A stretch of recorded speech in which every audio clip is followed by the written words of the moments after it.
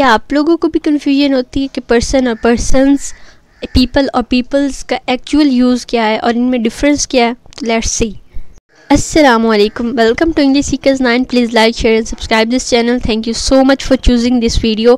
इस वीडियो में हम लोग बात करेंगे पर्सन की। फर्स्ट ऑफ ऑल, पर्सन को कहते हैं एक इंडिविजुअल को, यानी कोई भी एक इंसान, जैसे आप इमेज में देख रहे हैं। And for example, he is just the person we need for the job. मतलब ये वही पर्सन है जो हम जॉब के लिए चाह रहे थे, यानी कंपनी कह रही है, तो किसी भी एक को पर्सन कहते हैं। Next is persons. ये प्लूरल फॉर्म है पर्सन की, मतलब एक शख्स से ज़्यादा जो होते हैं, यानी 2, 3, 4, 5, उनको पर्सन्स कहते हैं। एंड इसकी प्लूरल फॉर्म एक और भी होती है, पीपल। यानी वर्ड पीपल और पर्सन ये सिमिलर हैं, इन दोनों को यूज़ किया जा सकता है as a plural of person. और ये जो टर्म है पर्सन, ये यूजुअली आप फॉर्मल कॉन्टेक्स्ट में देखेंगे, जैसे कि लीगल डॉक्यूमेंट्स हो गए या फिर टेक्निकल टेक्स्ट, उसमें ये वर्ड यूज़ होता है as a plural of person. So कुछ और सिचुएशन में भी होता है, लेकिन ये पहले वक्तों में यूज़ होता है, लाइक ये फॉर्मल वर्ड है। और when you don't know this person, मतलब, और ये एक और सिचुएशन ये भी है कि फॉर एग्जांपल आप 1, 2, 3 लोग हैं जिनको आप नहीं जानते। अगर आप जानते तो आप उनका नाम लेंगे, लाइक अली एंड सारा। तो लेकिन अगर आप नहीं जानते कि वो लड़का लड़की कौन है, तो फिर आप कहेंगे 2 persons.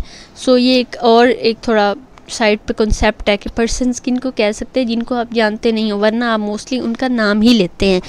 And for example, there are 2 persons और पीपल आउटसाइड द हाउस, कि घर के बाहर 2 लोग मौजूद हैं।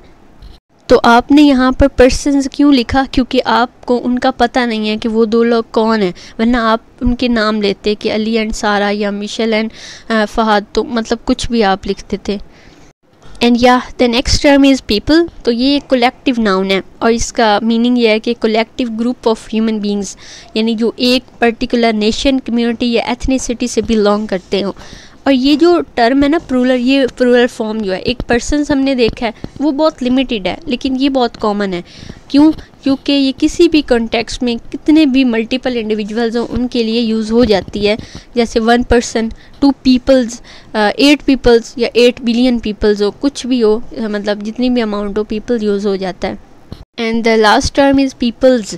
तो ये जो वर्ड पीपल्स है ये सेम ही है पीपल की, मतलब कि जब 2 या 2 से ज़्यादा लोग हों तो कहेंगे, बट जो स्लाइटली डिफरेंस आता है वो नेशन, कम्युनिटी या कल्चर का आ जाता है। मतलब फॉर एग्जांपल, जैसे आप एक ग्रुप है लोगों का, लेकिन वो डिफरेंट कम्युनिटीज़, एथनिसिटीज़, रिलीजन या नेशनलिटीज़ उनकी यहाँ डिफरेंट हैं, तो अगर आप उनको डोनेट करने के लिए यूज़ हो तो आप पीपल्स यूज़ करेंगे। यानी पाकिस्तानी लोग पीपल हो गए, जितने भी होंगे, इंडिया के लोग भी पीपल हो गए। लेकिन जब पाकिस्तान और इंडिया का मैच होता है, उसमें जब दोनों नेशंस की ऑडियंस बैठी होती है, व्यूअर्स होते हैं, तो वो उस वक्त क्या आएगा?